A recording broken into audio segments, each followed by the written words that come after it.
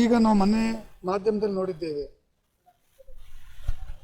ಏನು ಇವಾಗ by election ಆಗತಕ್ಕಂಥ ಕ್ಷೇತ್ರಗಳ ಪೈಕಿನಲ್ಲಿ ಏನಿವತ್ತು ಚನ್ನಪಟ್ಟಣ ಇದೆ, ಅದನ್ನು JDS ಪಕ್ಷಕ್ಕೆ ಬಿಟ್ಕೊಡ್ಬೇಕು ಅಂತಕ್ಕಂಥ ಒಂದು ವಿಚಾರದಲ್ಲಿ ನಮ್ಮ ಪಕ್ಷದ ವರಿಷ್ಠರು BJP ವರಿಷ್ಠರ ಜೊತೆಯಲ್ಲಿ ಮಾತುಕತೆ ಆಡಿದ್ದಾರೆ. ಅಲ್ಲಿ NDA ಅಭ್ಯರ್ಥಿಯಾಗಿ ನಮ್ಮ ಪಕ್ಷದ ಕಣಕ್ಕೆ ಇಳಿತಾರೆ. ಅದರಲ್ಲಿ ನಿಖಿಲ್ ಕುಮಾರಸ್ವಾಮಿ ಇಳಿಬೇಕು ಅಂತಕ್ಕಂಥದ್ದು ನಮ್ಮೆಲ್ಲರೂ ಒತ್ತಾಸೆ. ಆದರೆ DK ಶಿವಕುಮಾರ್ ಅವರು ರಾಜಕೀಯಕ್ಕೆ ಅಲ್ಲಿ ಇಳಿಬಾರ್ದು ಅಂತಕ್ಕಂಥದ್ದು ಅಲ್ಲಿಯ ಜನಗಳ ಉದ್ದೇಶ ಆಗಿದೆ, ಅಲ್ಲಿಯ ಜನಗಳ ಅಭಿಪ್ರಾಯ ಆಗಿದೆ. ಅದನ್ನು ಮಿತಿಮೀರಿ ಇಳಿದ್ರೆ ಅಲ್ಲಿಯ ಜನದಕ್ಕೆ ತಕ್ಕ ಪಾಠ ಕಲಿಸ್ತಾರೆ.